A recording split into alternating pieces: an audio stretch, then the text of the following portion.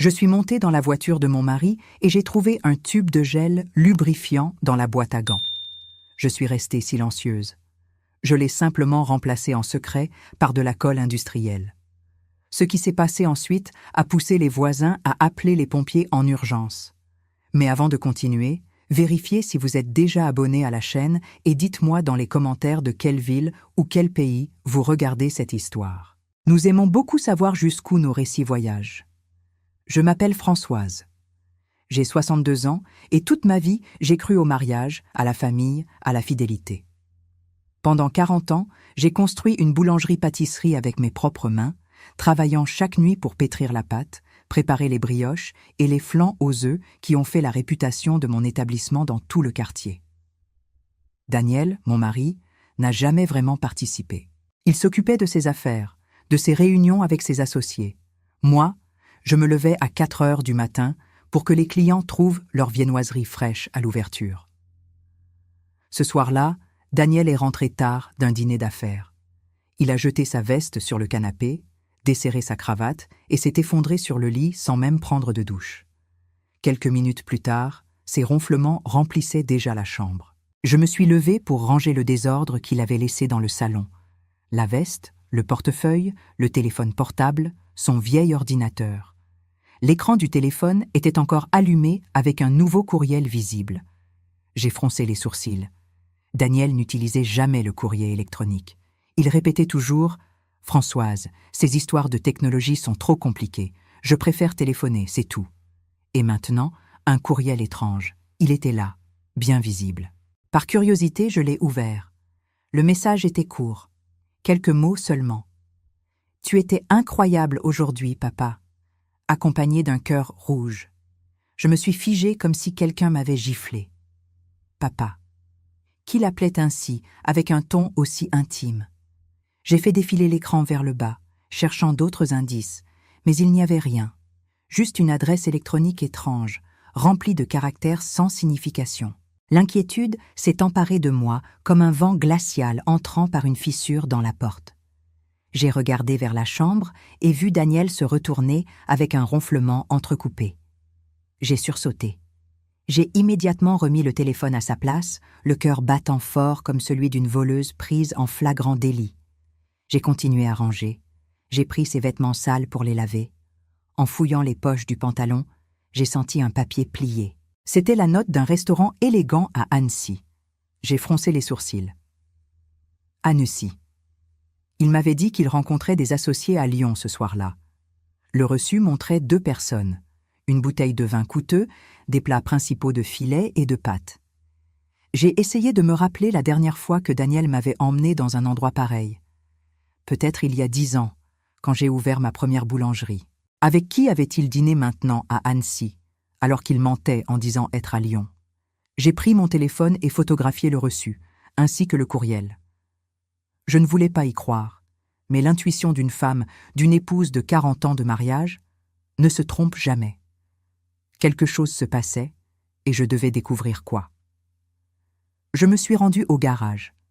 La vieille voiture de Daniel était encore chaude, avec une odeur d'essence dans l'air. J'ai ouvert la portière, allumé la lampe torche et fouillé chaque recoin du siège conducteur. Il n'y avait rien d'étrange, juste quelques pièces de monnaie et une bouteille d'eau vide. Mais, en mettant la main dans la boîte à gants côté passager, j'ai senti quelque chose de plastique et glissant. Je l'ai sorti et j'ai failli faire une crise cardiaque. Un tube de gel lubrifiant déjà utilisé, avec des résidus collés sur le bouchon. Je suis restée là dans l'obscurité du garage, le regardant comme s'il s'agissait d'un secret sale. Nous n'étions plus intimes depuis longtemps. Daniel disait toujours qu'il était fatigué, que l'âge lui avait retiré l'envie. Alors, à quoi servait ce gel? Je suis restée paralysée, mais la tête froide. Je l'ai remise à sa place.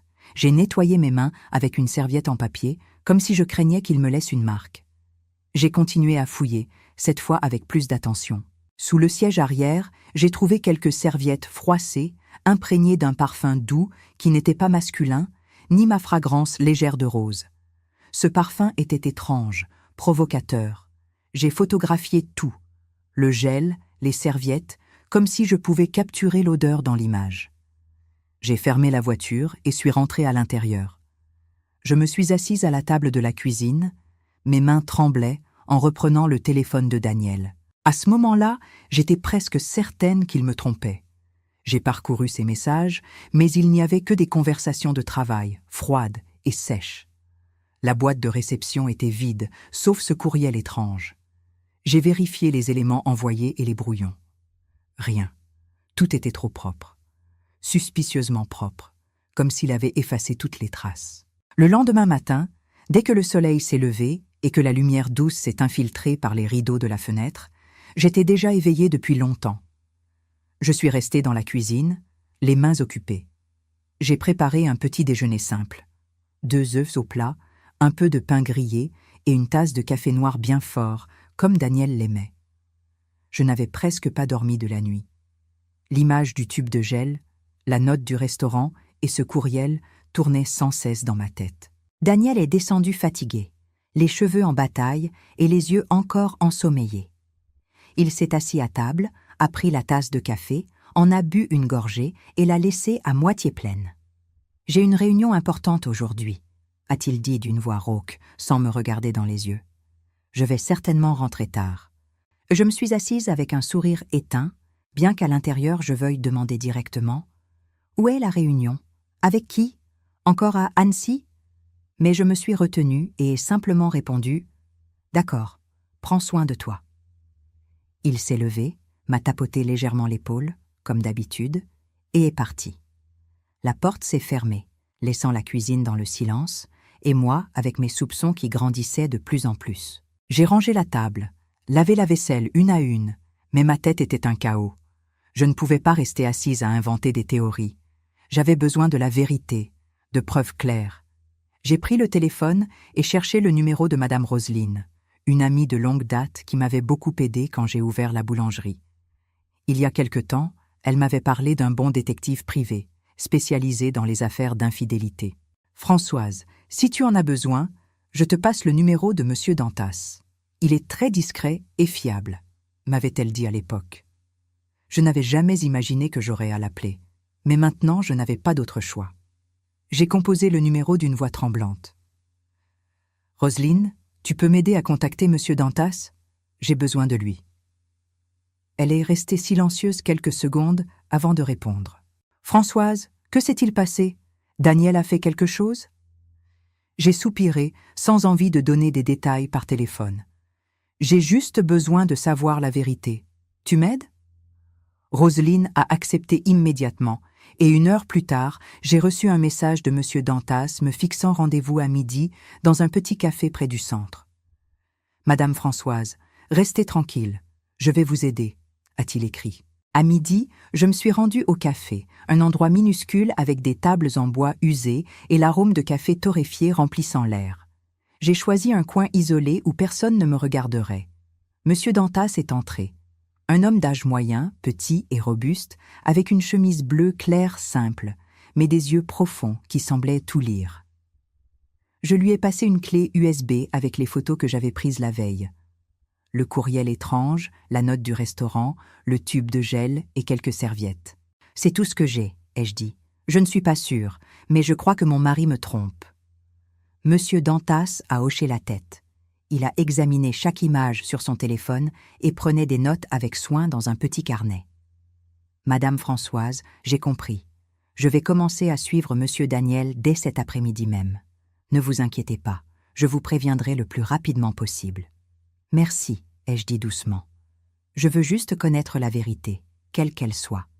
Je ferai tout mon possible. Rentrez tranquillement et ne soulevez pas de soupçons. » Je suis sortie du café et j'ai marché au milieu de la foule, mais la solitude m'enveloppait comme jamais auparavant. 40 ans de mariage.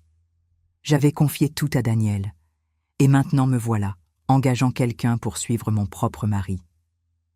Le soir, alors que j'étais assise à la boulangerie en révisant les factures de livraison, mon téléphone a vibré. Un message de Monsieur Dantas. Je l'ai ouvert, le cœur battant à 1000 à l'heure. C'était une photo. Daniel, avec la chemise bleu clair qu'il portait habituellement, entrant dans un restaurant élégant, main dans la main avec une femme. J'ai agrandi l'image et j'ai senti mon cœur s'arrêter. C'était Céline, ma belle-fille. Elle portait une robe noire moulante, très maquillée, lèvres rouges intenses, cheveux détachés. Il ne ressemblait pas à un beau-père et sa belle-fille, mais à un couple en plein rendez-vous amoureux. Je me suis laissé tomber sur la chaise, la main tremblant tandis que je tenais le téléphone. Céline, comment était-ce possible? Lors des réunions de famille, elle et Daniel agissaient toujours de manière distante, ils ne se parlaient presque pas. Monsieur Dantas a envoyé d'autres photos. Sur l'une d'elles, ils étaient assis dans un coin isolé, la table décorée de bougies et de fleurs. Céline penchée vers lui, souriante, et Daniel touchant son verre avec un regard étrangement tendre. En 40 ans, je ne l'avais jamais vu me regarder ainsi, pas même quand nous étions jeunes, quand j'étais cette fille de Provence avec les cheveux longs et un sourire radieux. Tard dans la nuit, une vidéo de Monsieur Dantas est arrivée. J'ai mis les écouteurs, appuyé sur lecture avec les mains si tremblantes que j'ai failli laisser tomber le téléphone. Dans la vidéo, Céline se penchait à l'oreille de Daniel, murmurant quelque chose qui la fait rire fort. Sa voix sonnait douce. Ses yeux brillaient sous les lumières du restaurant. Puis ils se sont levés, sont sortis, et Daniel, en gentleman, a ouvert la portière de la voiture pour elle comme si elle était une dame et lui son amant parfait. J'ai répété la vidéo plusieurs fois et à chaque fois c'était comme un coup de poignard supplémentaire au cœur. Céline, ma belle-fille, que j'avais traitée comme une fille, à qui j'avais appris à faire le flan aux œufs traditionnel de la famille. Et Daniel, l'homme que j'avais aimé depuis que j'étais une fille en Provence, qui m'avait juré de rester avec moi jusqu'à la fin. Qu'était-il en train de faire dans mon dos? Dans le dos de mon fils Thomas? J'ai sauvegardé toutes les photos et la vidéo sur une clé USB, notant chaque détail, date, heure, lieu, jusqu'au nom du restaurant. Mes mains travaillaient comme en mode automatique, mais mon esprit était un chaos. Le lendemain matin, j'étais dans la petite cuisine de la boulangerie avec la liste des commandes pour un grand hôtel du centre-ville. Dès que j'ai fini de signer le bon de livraison, le téléphone a vibré de nouveau. Mon cœur s'est serré en voyant que c'était un message du détective Dantas. Une seule phrase courte. « Madame Françoise, je vous envoie d'autres preuves. » J'ai respiré profondément, essayant de garder mon calme, mais mes mains tremblaient en ouvrant le message. Une série de photos est apparue à l'écran. Sur la première, Daniel, avec sa chemise grise habituelle, sortait d'un cabinet d'avocat près de la place centrale. À côté de lui, Céline, avec un tailleur beige, les cheveux attachés en queue de cheval haute et d'énormes lunettes de soleil qui couvraient presque tout son visage. Ils marchaient ensemble, très proches, pas comme beau-père et belle-fille, mais comme un couple. Sur la photo suivante, ils étaient déjà devant un hôtel 4 étoiles avec des portes vitrées brillantes et une plaque dorée. J'ai agrandi l'image, cherchant désespérément un signe pour nier ce que je voyais, mais il n'y avait rien.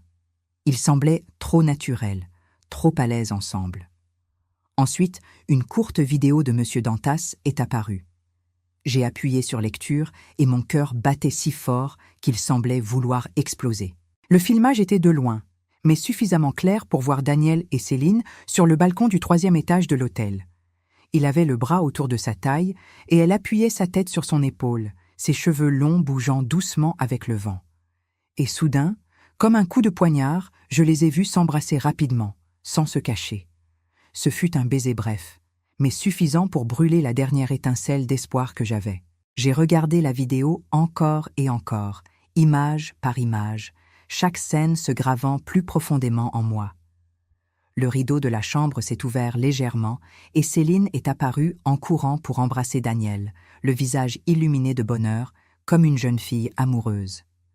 Je me suis effondré sur la chaise, agrippant le bord de la table pour ne pas m'écrouler. Monsieur Dantas a écrit « De plus, ils ont loué la chambre depuis l'après-midi. Il semble qu'ils vont passer la nuit. Je continuerai la surveillance. » J'ai lu le message plusieurs fois, la gorge serrée. Quelques heures auparavant, Daniel m'avait envoyé un texto. « Françoise, je ne rentre pas ce soir. Je dois rencontrer un associé étranger potentiel. Dors tôt. » Le ton était doux, attentionné, comme il me parlait toujours depuis des années. Mais maintenant, je savais que ce n'était qu'un mensonge bien élaboré. J'ai ouvert le disque dur portable et sauvegardé soigneusement chaque photo, chaque vidéo. Dans la vidéo, Le regard de Daniel vers Céline était tendre. La façon dont il caressait ses cheveux me rappelait l'époque il y a plus de 30 ans, quand il faisait cela avec moi. Le lendemain soir, pendant le dîner, je me suis assise face à Daniel dans la petite cuisine. Il mangeait et parlait d'une voix monotone, comme si rien ne se passait. « Françoise, cette semaine je dois signer des papiers importants de l'entreprise. J'aurais peut-être besoin que tu les examines. Ils sont compliqués. » J'ai pris un morceau de pain, fait semblant d'en prendre une bouchée. Je savais qu'il me testait. Il voulait m'entraîner dans son plan sordide. Je lui ai donné un sourire sec et répondu « Oui, je verrai ça plus tard. Maintenant, je suis fatiguée. » 3 jours plus tard, alors que je travaillais à la boulangerie, mon téléphone a vibré. Monsieur Dantas m'avait appelé. Sa voix était basse, presque un murmure. « Madame Françoise, j'ai enregistré leur conversation dans le parking de l'hôtel. J'ai utilisé un équipement spécial. Ils ne l'ont pas remarqué. Je vous l'envoie maintenant. » Mon cœur battait fort, mais j'ai simplement répondu « Merci Dantas. Envoyez-moi l'enregistrement. » Quelques minutes plus tard, un fichier audio est apparu dans mes messages. J'ai mis les écouteurs, me suis assise à la table et appuyé sur lecture. La voix de Céline a été la première, froide et ambitieuse. « Papa, accélère cette affaire de contrat falsifié. Je veux avoir tout ce réseau de boulangeries rapidement. Je veux sortir cette vieille de ta maison. » J'ai ressenti un coup dans la poitrine. J'ai serré le téléphone avec force. Puis la voix de Daniel, grave et confiante. « Ces papiers, Françoise ne sait rien. Laisse entre mes mains. Elle me fait tellement confiance. » J'ai senti comme s'ils enfonçaient un couteau dans mon cœur. Ils ne me trahissaient pas seulement. Ils prévoyaient aussi de me voler tout ce que j'avais construit. Le réseau de boulangerie, la sueur, les larmes, les nuits sans sommeil à cuire chaque fournée, les jours à courir à travers la ville pour livrer les commandes et maintenir la réputation. Tout était à moi. Daniel n'avait jamais mis la main à la pâte, n'avait jamais servi au comptoir, ni signé de contrat avec les hôtels. Et maintenant, lui et Céline voulaient tout me prendre, me chasser de la maison que j'avais transformée en foyer. J'ai failli m'effondrer, mais j'ai eu le calme de copier l'audio sur la clé USB où je gardais les autres preuves. J'ai noté soigneusement l'heure, le lieu. Le lendemain matin, alors que je préparais le café à la boulangerie, le téléphone a vibré de nouveau. Monsieur Dantas a envoyé une autre série de nouvelles photos prises avec un téléobjectif. Sur celle-ci, Daniel et Céline étaient dans sa voiture, avec une épaisse chemise de papier devant eux. Céline avait un stylo rouge et marquait le document avec attention. Daniel, à côté d'elle, acquiesçait et souriait comme s'il était d'accord. Monsieur Dantas a écrit « J'ai entendu quelque chose. Il semble qu'ils veulent utiliser un contact au bureau d'enregistrement pour faire le transfert. Je vais enquêter davantage. » J'ai agrandi la photo, vu les lettres sur le papier, bien que je ne puisse pas les lire, mais je savais. Ce n'étaient pas des papiers de travail normaux. Ils planifiaient de voler mon effort pas à pas. Je me suis souvenu des jours où elle venait d'arriver dans la famille, quand je lui apprenais à faire du riz, quand je l'embrassais comme une fille.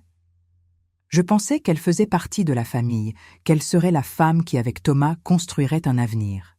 Et Daniel, l'homme que j'avais aimé depuis que j'étais une fille en Provence, qui m'avait juré de rester avec moi jusqu'à la fin.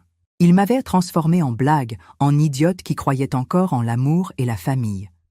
Ce soir-là, au dîner, j'ai regardé Daniel manger tranquillement. Il a bu plusieurs verres de vin. Son visage est devenu rouge et il a commencé à parler en traînant la voix d'un client ennuyeux qu'il avait vu ce jour-là. J'acquiesçais comme si j'écoutais, mais à l'intérieur je voulais crier « Tu me crois si stupide ?» Quand il s'est levé en titubant et est allé dans la chambre, j'ai rangé la table, chaque mouvement lent, contenant la rage qui bouillonnait en moi. Il s'est jeté sur le lit, ronflant fort, et a laissé son trousseau de clés sur la table de nuit, brillant sous la lumière faible. Je l'ai regardé, sentant mon cœur battre dans ma poitrine. C'était ma chance. Je suis entrée doucement dans la chambre, faisant attention de ne pas faire de bruit. Chaque pas était comme marcher entre la douleur et la décision. J'ai pris les clés, les ai serrées fort et suis allée directement au garage. La nuit était tranquille. On entendait seulement le son des grillons dehors. J'ai allumé la lampe torche de mon téléphone. La lumière faible a illuminé la vieille voiture de Daniel. J'ai ouvert la portière. Il y avait encore l'odeur d'essence mélangée à un parfum étrange. J'ai ouvert la boîte à gants entre les sièges, et là se trouvait le tube de gel avec le bouchon desserré et des résidus séchés sur le bord. Je l'ai pris dans ma main, sentant que je tenais un secret sale. Il était clair qu'il l'avait utilisé à nouveau, comme la confirmation que Daniel et Céline continuaient leur petit jeu en cachette. J'ai apporté le tube de gel à la cuisine, l'ai posé sur la table et lavé mes mains avec du savon au citron. Je les ai frottés à fond, comme si je voulais effacer toute trace de la trahison que je venais de toucher. J'ai ouvert le tiroir à outils et pris un tube de colle industrielle transparente, la même que j'avais utilisée une fois pour réparer une chaise à la boulangerie. J'ai ouvert le gel avec soin, l'ai rempli avec la colle goutte à goutte jusqu'à le remplir complètement.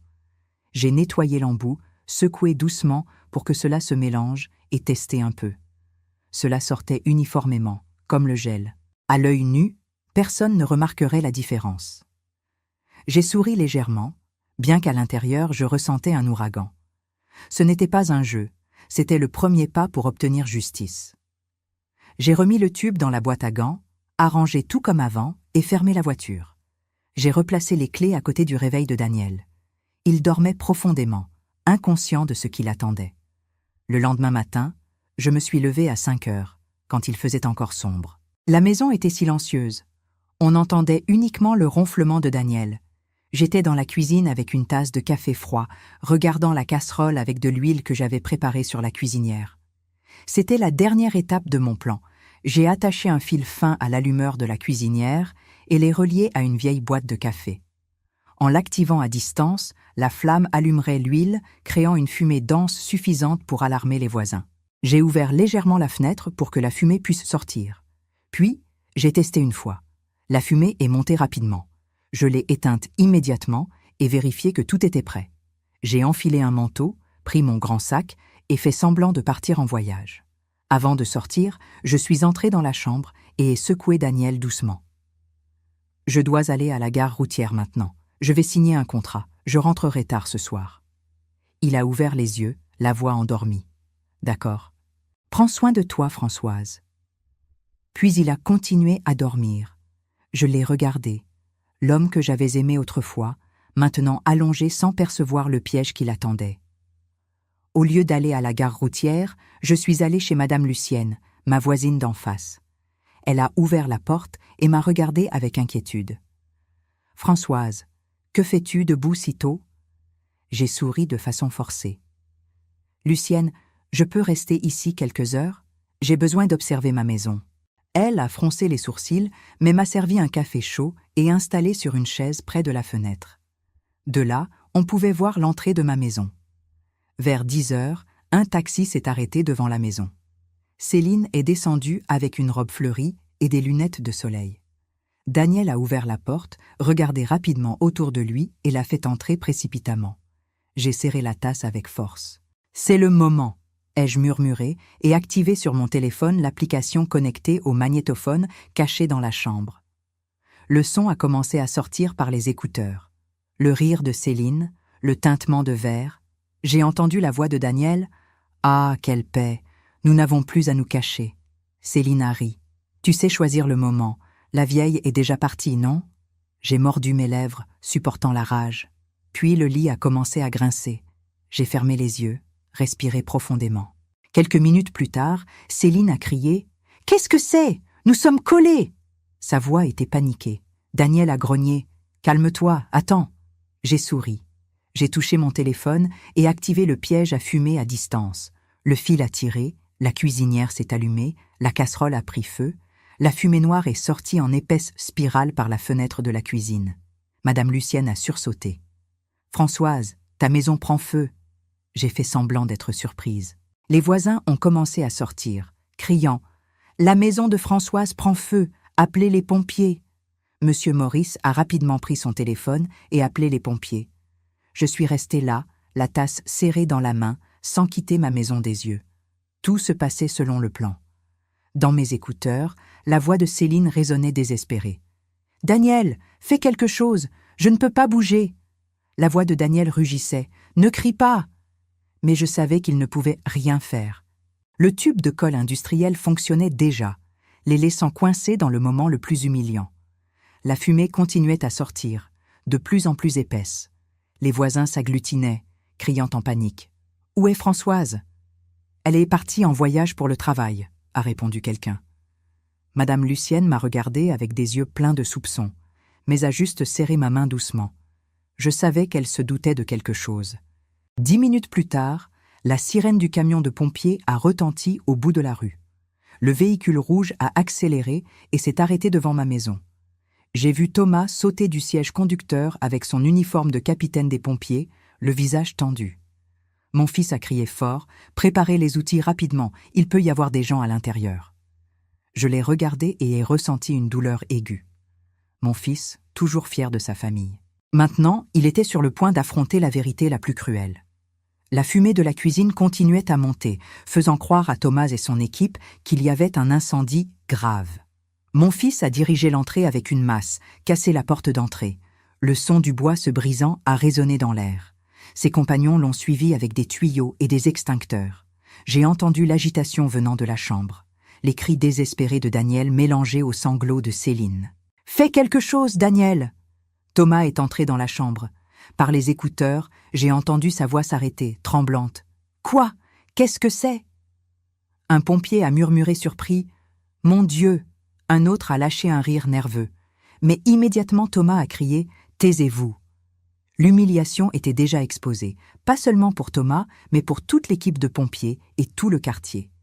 Un pompier est sorti en courant. « Capitaine, la fumée est contrôlée. C'était juste un petit feu d'huile, rien de grave. » Les voisins ont commencé à arriver, s'entassant devant la porte, pointant du doigt et murmurant. « Que se passe-t-il ? Ce sont Daniel et la belle-fille, » a crié une femme. « Mon Dieu, comment une chose pareille peut-elle arriver ?» Madame Lucienne a pris son téléphone et en silence a commencé à filmer, approchant la caméra de Daniel et Céline qui se contorsionnaient dans le lit. Elle m'a regardée. « Françoise, tu savais cela, n'est-ce pas ?» Je n'ai pas répondu, j'ai juste acquiescé doucement. Thomas est sorti de la chambre. Par les écouteurs, j'ai entendu Daniel crier « Fais sortir tout le monde, ferme la porte, Thomas !» Mais c'était déjà trop tard. Tout le quartier était réuni avec des regards de mépris. Beau-père et belle-fille pris en flagrant délit. « Incroyable !» a exclamé un homme. « Pauvre Françoise !»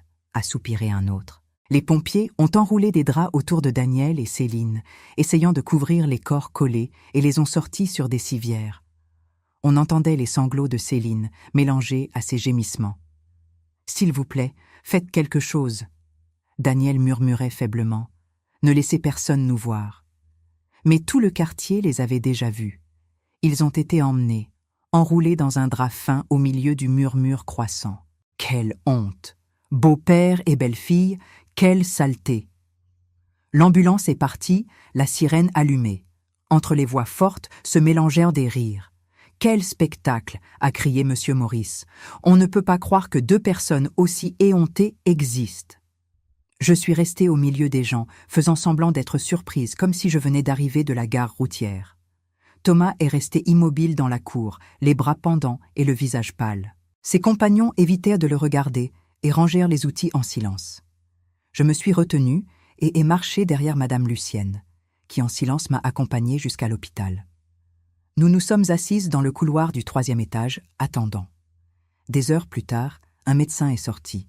Il m'a regardée et parlé à voix basse. « Madame Françoise, nous avons réussi à les séparer. Heureusement, il n'y a pas eu de dommages graves. Ils ont juste besoin de pommade pour la peau. » J'ai acquiescé, pendant que mes doigts touchaient discrètement le sac où je transportais cachés 2 tubes de moutarde épaisse que j'avais préparés. « Merci, docteur. Je peux les voir. » Il m'a conduite au comptoir de l'infirmerie où on m'a remis 2 tubes de pommade. L'infirmière m'a regardée avec compassion. « Madame, cette situation est très difficile. Je suis désolée. » Au moment où elle s'est retournée, j'ai échangé les tubes par ceux de moutarde. Mes mains ont bougé rapides et sûres. Je suis entrée dans la chambre d'hôpital avec un tube de moutarde dans la main. « Daniel, Céline, vous allez bien ?» Céline était dans le lit, les cheveux en désordre, les yeux rouges, incapable de me regarder. Daniel, encore pâle, a murmuré « Françoise, je vais t'expliquer. » Mais je ne l'ai pas laissé continuer. J'ai posé le tube sur la table à côté du lit et suis sorti. Quelques minutes plus tard, un cri déchirant est sorti de la chambre. Céline pleurait. « Ça brûle, ma peau brûle !» Daniel se tordait dans le lit en jurant « Qu'est-ce que c'est? Qui a fait ça ?» Le couloir entier s'est agité. Des patients et des familles sont sortis pour regarder. Une dame a murmuré « Ce sont eux, le couple de la vidéo sur Internet, le beau-père avec la belle-fille. Quelle honte !» Un autre a ajouté « Bien fait pour eux ». Le médecin a couru dans la chambre, demandé aux infirmières de nettoyer la peau et appliquer un neutralisant, mais l'humiliation de Daniel et Céline était déjà publique, impossible à contenir. La vidéo de Madame Lucienne s'était répandue dans tout le quartier et même sur les réseaux sociaux. J'étais dans le couloir, écoutant les murmures, sentant comme si le monde entier témoignait de la chute de ces deux traîtres. Quand la foule s'est dispersée, Thomas est entré dans la chambre avec une épaisse chemise dans la main. Je l'avais appelé dès que l'ambulance était partie, lui demandant de prendre l'enveloppe avec les preuves que je gardais dans le tiroir et les 2 papiers de divorce que j'avais prêts. Il m'a remis la chemise avec le regard vide, sans rien dire. Je l'ai ouverte, pris les documents et les ai posés sur la table devant Daniel et Céline. Je les ai regardés directement dans les yeux, la voix froide mais ferme. 40 ans de mariage se terminent ici. Signez, puis faites ce que vous voulez, du moment que vous disparaissez de la vie de mon fils et de la mienne. Céline s'est effondrée en pleurant, regardant Thomas. « Mon amour, pardonne-moi. J'ai fait une erreur. Je t'en supplie, pardonne-moi. » Mais Thomas a juste observé avec le regard dur comme la pierre et est sorti sans dire un mot. Daniel a essayé d'attraper ma main, la voix tremblante. « Françoise, écoute-moi. Je ne voulais pas ça. » Je me suis dégagée brusquement, l'interrompant. « Ne dis plus rien, Daniel.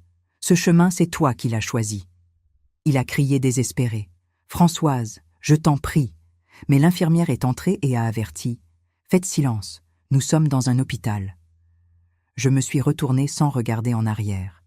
Dans le couloir, j'ai vu Thomas adossé au mur, la tête entre les mains. Je me suis approchée et posé ma main sur son épaule, mais il n'a pas levé le visage. « Maman !» a-t-il chuchoté d'une voix brisée. « Pourquoi fallait-il que ce soit papa? Pourquoi elle ?» Je n'ai pas répondu. Je l'ai juste serré fort dans mes bras, partageant sa douleur avec la mienne. À cet instant, j'ai su que Daniel et Céline avaient tout perdu. Honneur, mariage et même leurs plans sordides. Mais Thomas et moi avions aussi perdu une famille. J'espérais juste qu'avec le temps, nous trouverions la paix.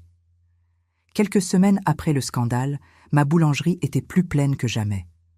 La sonnette de la porte tintait sans arrêt. Les clients entraient et sortaient avec des sourires et des compliments. « Françoise, vous êtes si forte », a dit Madame Claire en tenant un sac avec des flancs fraîchement cuits. « Tout le quartier est fier de vous. » J'ai souri, remercié. Les gens me soutenaient, mais seul je savais que cette force venait des morceaux brisés de mon cœur. Chaque fois que je regardais le four où j'avais travaillé pendant 40 ans, je me souvenais de Daniel et Céline, ceux qui avaient voulu tout me prendre, mais avaient échoué. Thomas a emménagé pour vivre avec moi peu après ce jour. Il ne parlait pas beaucoup de ce qui s'était passé, mais je remarquais le changement. Il n'était plus le Thomas joyeux d'avant. Ses yeux semblaient maintenant profonds, comme s'il portait une blessure qui ne fermait pas. « Maman, je veux rester ici un moment », m'a-t-il dit la première nuit en entrant avec sa valise. « Je vais t'aider à gérer la boulangerie. » Je l'ai embrassé et ai juste acquiescé sans rien demander. Je savais que Thomas avait besoin de temps, tout comme moi. Chaque matin, nous ouvrions la boulangerie ensemble. Je préparais le four, arrangeais les plateaux, et Thomas révisait les factures et appelait les hôtels et restaurants. « Maman, l'hôtel Le Bristol veut augmenter la commande de brioches pour la semaine prochaine », m'a-t-il crié de la caisse. J'ai répondu « Très bien, confirme la commande ». Ces moments simples me donnaient une paix que je n'avais pas ressentie depuis des années. Il n'y avait plus les regards faux de Daniel, ni la voix calculatrice de Céline. Il ne restait que Thomas et moi, prenant soin de ce que nous avions encore. Les dîners maintenant n'étaient que nous deux. Nous nous asseyions face à face dans la petite cuisine, mangeant des plats simples. « Maman, tu fais du flan pour le week-end » m'a-t-il dit un soir avec un léger sourire, le premier que je voyais depuis le scandale. « D'accord » ai-je répondu soulagé. « Mais tu m'aides à remuer le caramel. » Il a acquiescé, et à ce moment j'ai senti que petit à petit nous nous remettions. J'ai commencé à me donner du temps pour moi, quelque chose que je n'avais presque jamais fait en 40 ans. Je me suis inscrite dans un club de cuisine au centre culturel où des femmes de mon âge partagèrent des recettes et racontèrent leurs histoires. « Françoise, vous faites le meilleur flan du quartier », m'a dit une dame en riant quand j'ai apporté un plateau. J'ai aussi commencé à aller à la messe les week-ends. Je m'asseyais en silence, avec la lumière des vitraux sur mon visage, et priais pour Thomas et moi, pour que nous trouvions la force de continuer. Parfois, je sortais marcher avec Madame Lucienne sur la place, l'écoutant parler des ragots du quartier. « Tu sais, Françoise » m'a-t-elle dit les yeux brillants, « tout le monde dit que c'est toi qui as gagné. » J'ai juste souri sans répondre. Gagner peut-être, mais le prix était de perdre toute ma famille. Thomas changeait aussi. Il est devenu moins silencieux et a commencé à me parler de son travail de pompier. « Hier, nous avons éteint un incendie au marché, » m'a-t-il dit un soir. « C'était dangereux, maman, mais heureusement personne n'a été blessé. » Je l'écoutais, le cœur plein de fierté. « Fais très attention, » ai-je demandé d'une voix tremblante. « Je n'ai que toi. » Thomas m'a regardé avec tendresse. « Ne t'inquiète pas, maman. Je ne te laisserai jamais seule. » Ces mots ont été comme un remède. Ils m'ont redonné la foi que même si j'avais tant perdu, j'avais encore mon fils qui serait toujours avec moi. Un après-midi, pendant que la boulangerie était pleine de clients, je suis restée assise à la caisse, observant le mouvement de la rue. La sonnette tintait sans arrêt. L'odeur de brioche remplissait l'air. J'ai regardé les plateaux avec les flans et les pains et pensé à tout le chemin parcouru. J'ai construit cette boulangerie de mes propres mains, depuis que j'étais une fille en Provence jusqu'à devenir une femme qui a su résister. Daniel et Céline ont voulu tout me prendre, mais n'ont pas réussi. J'ai gardé ma boulangerie, gardé Thomas, et surtout, je me suis gardée moi-même. L'histoire que nous racontons est fictive, mais elle est basée sur certains faits réels. Les noms et lieux ont été changés pour protéger l'identité des personnes impliquées. Nous ne racontons pas cela pour juger, mais avec l'espoir que quelqu'un écoute et s'arrête pour réfléchir. Combien de mères souffrent en silence dans leur propre maison? Si cette histoire a touché votre cœur, répondez ici dans les commentaires. À ma place, qu'auriez-vous fait? N'oubliez pas de regarder la prochaine vidéo qui apparaît sur l'écran. Elle apporte un rebondissement surprenant et émouvant qui vous captivera du début à la fin.